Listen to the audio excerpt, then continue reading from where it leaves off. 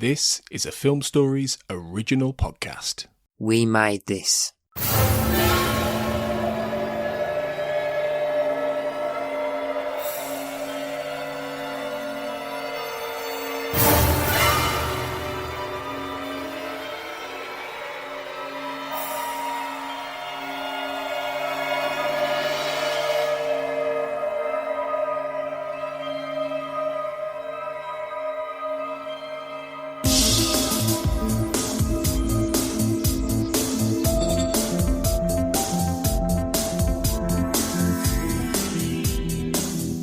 Welcome back everyone to the X-Cast. The truth is in here. This is our special Fight the Future Minute podcast. I'm Tony Black and you're listening to our coverage of minute 109 of the X-Files Fight the Future. This minute begins at 1 hour 48 minutes precisely as a man in a black suit sprays some crops, and it ends on 1 hour 48 minutes and 59 seconds with Assistant Director Jana Cassidy glancing towards us at the Office of Professional Review panel at the FBI. And once again, to help me with this cover-up is our returning guest on Fight the Future Minute, X-Cast patron, Caredwen Foley. Welcome back. Thank you very much. It's still going on. We've still got things happening in the great big cover-up of this conspiracy, and we've just seen Skinner towards the crossover of this minute, haven't we? Skinner's still on the OPR panel with Cassidy, and we talked about this towards the beginning of the film. When you first see Skinner, he's on a panel.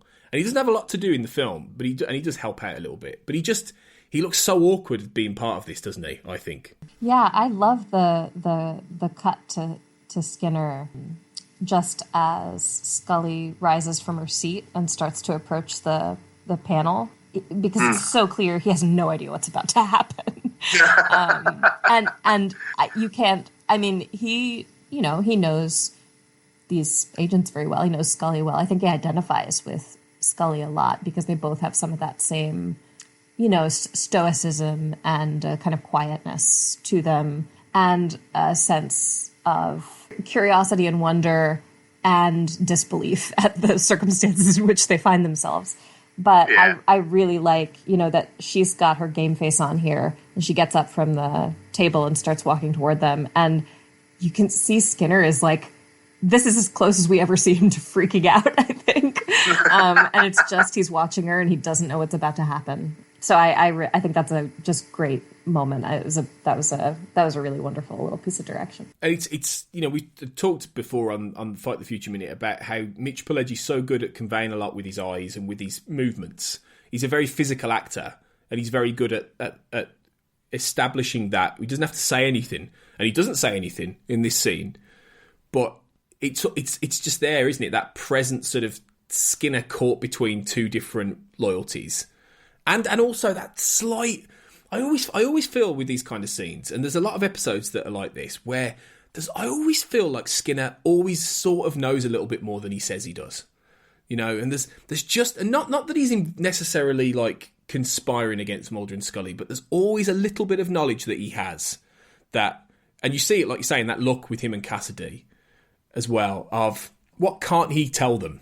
And I think Skinner's at his best when he's in that position. Yeah, I would agree with that. I mean, I think that he projects this wonderful sense of always holding something back, always holding something in reserve, and that sometimes that means information, and sometimes it means other like thoughts or feelings. And I think that's it's sort of a lovely testament to his character that, I just recently rewatched SR 819, and he has that lovely scene when he's in the hospital where he tells Scully, I wasn't the ally I could have been.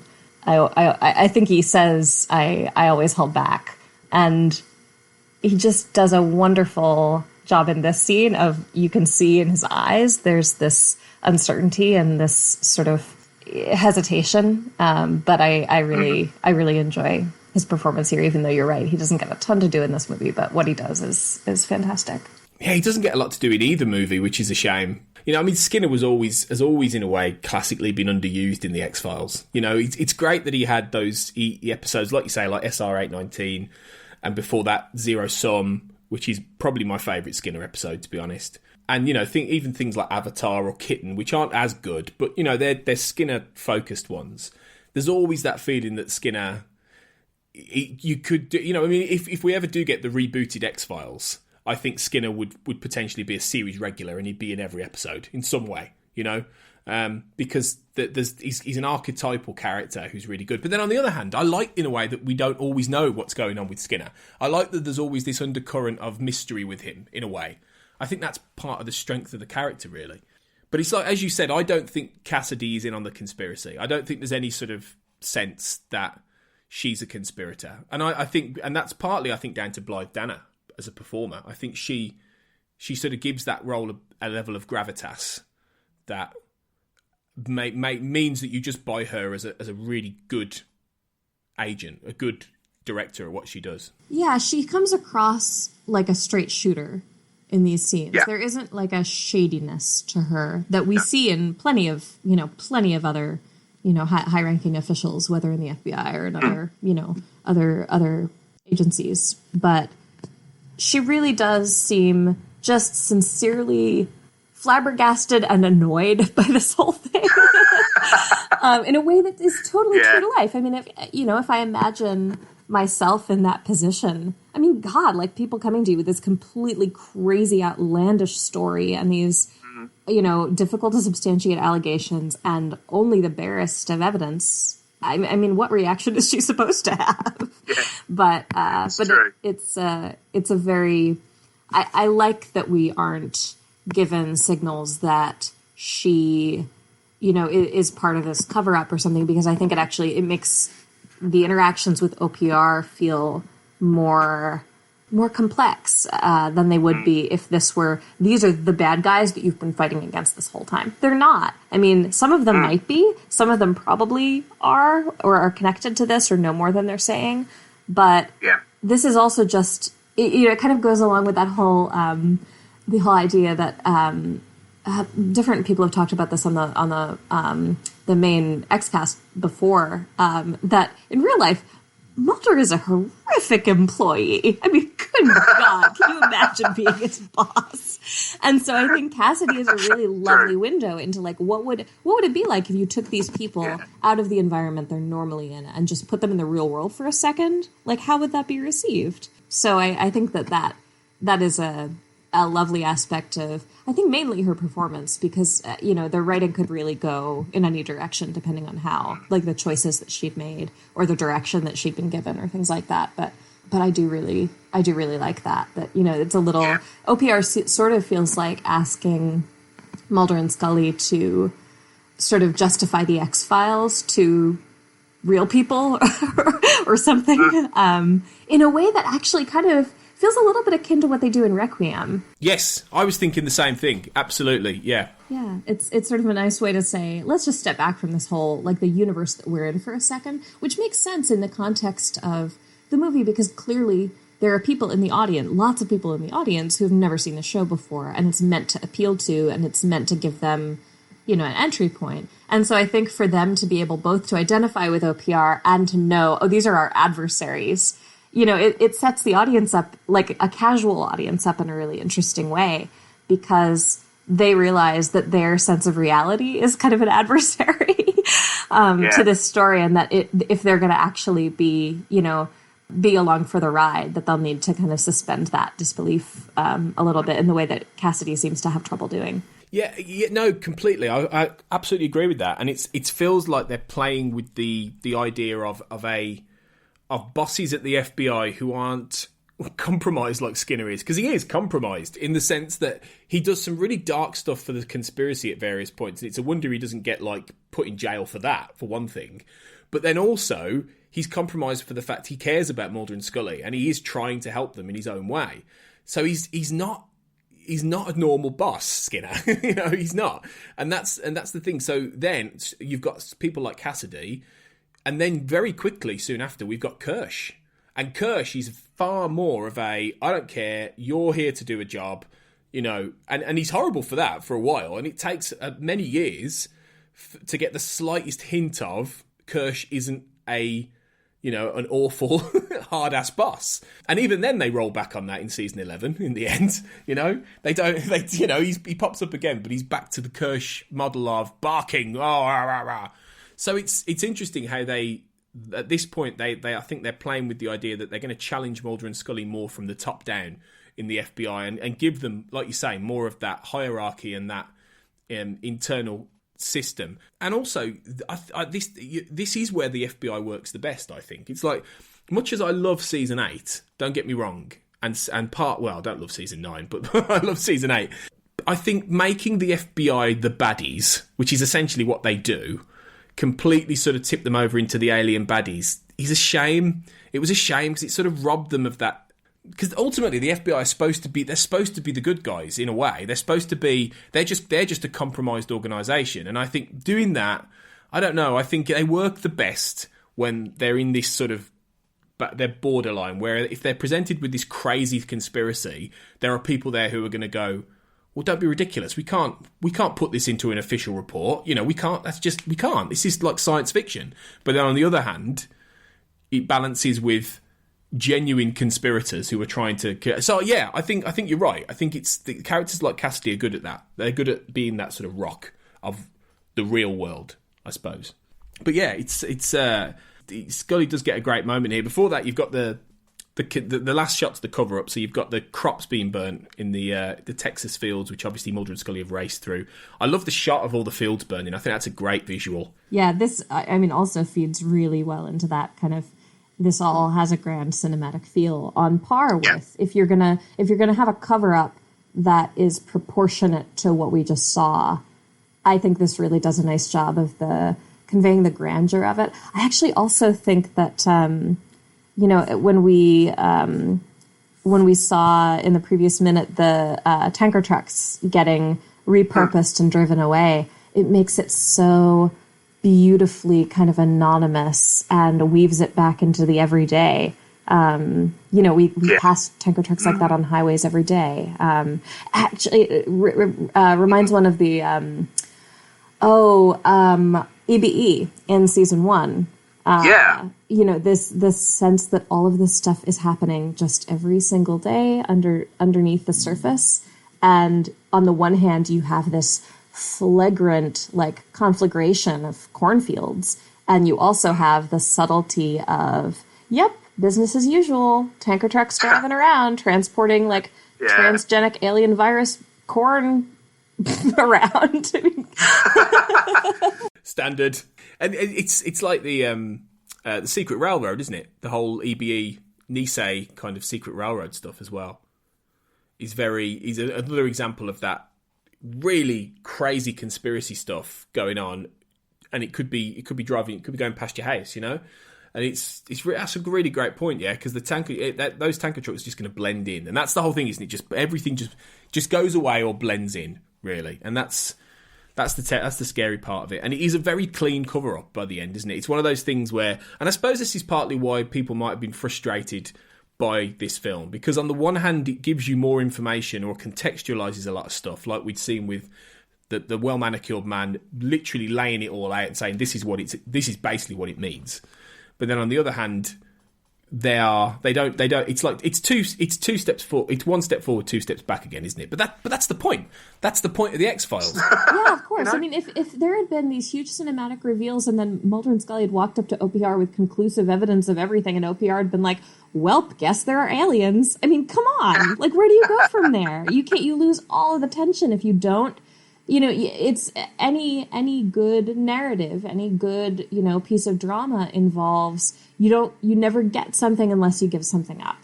You never win without losing. You never find the princess without your father dying.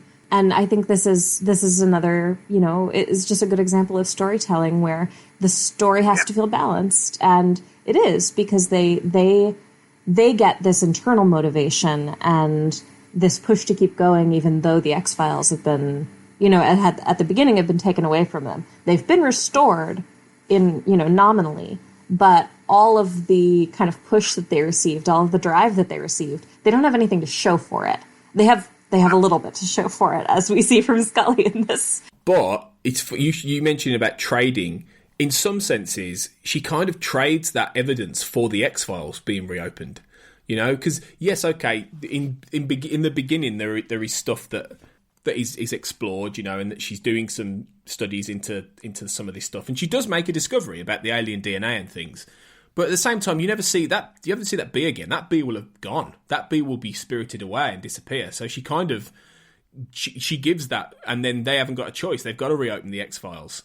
So it's really good. It's a good way of doing that, of trading this boon for something that for their lives, for getting back what they had. So it's important. It's useful, really, and it also allows for that. It's just a really great moment of Scully getting up from the desk, putting the bee down after everything they've said about how, well, if there's no proof, we can't do anything. Sorry, and then actually, I do have one little thing.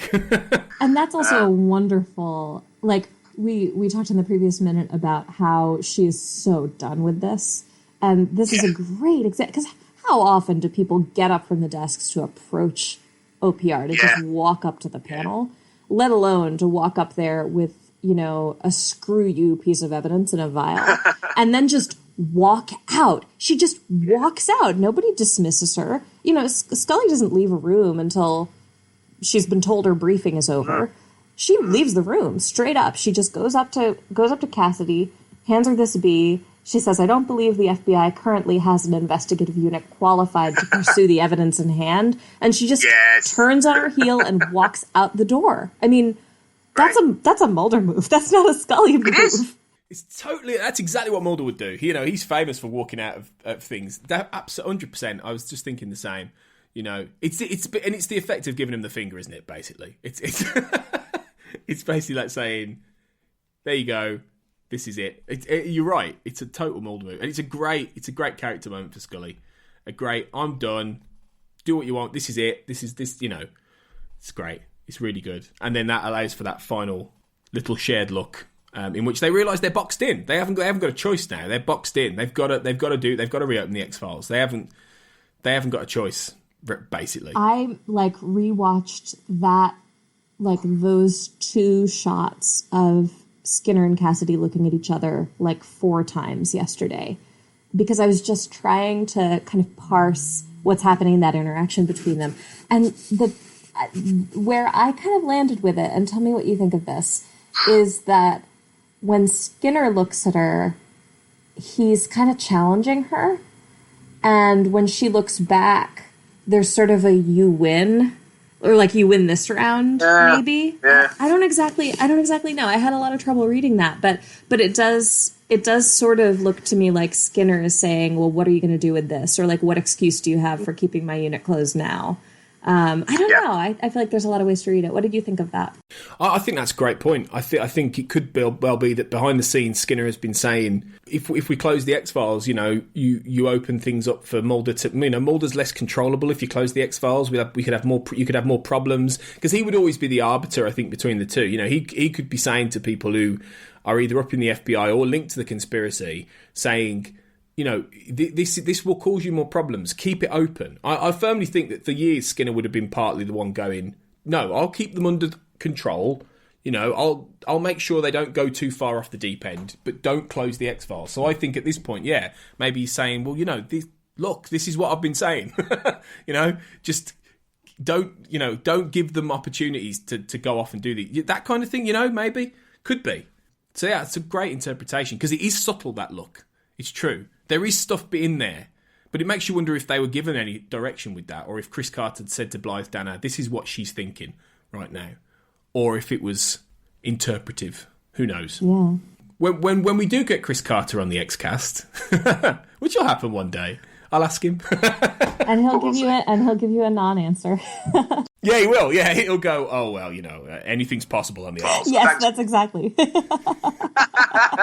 So that's where we bring this minute to a close then. And thanks for listening, everybody. Caredwen, you're going to be back for minute 110 as we continue the wrap-up.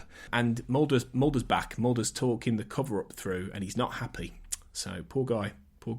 So, I'll see you then. All right, great. Okay, and again, thanks for listening, guys. Remember, as always, until we're back, trust no one. Elsewhere on We Made This. Pretty Fly, a 90s nostalgia podcast. I dropped out of college. you know, like... Is that really what this episode's about? You just need to work through that today, or...? Yeah, like, this is cheap therapy for me. If you can abide. No, like, how does that make you feel? Look, to answer the question honestly, I think it kind of holds up a little bit of a mirror to me and makes me realise that maybe I haven't done everything that I wanted to do with my life. Cerebral Jukebox. You saying it hadn't been recorded yet? It was purely a sort of live number. Yeah. Do you think that that's what stuck it more in your head because you didn't have the recording to fall back on? Well, yeah, I think I think it taps into the essence of why songs can be super annoying, because it's about an exorcism thing.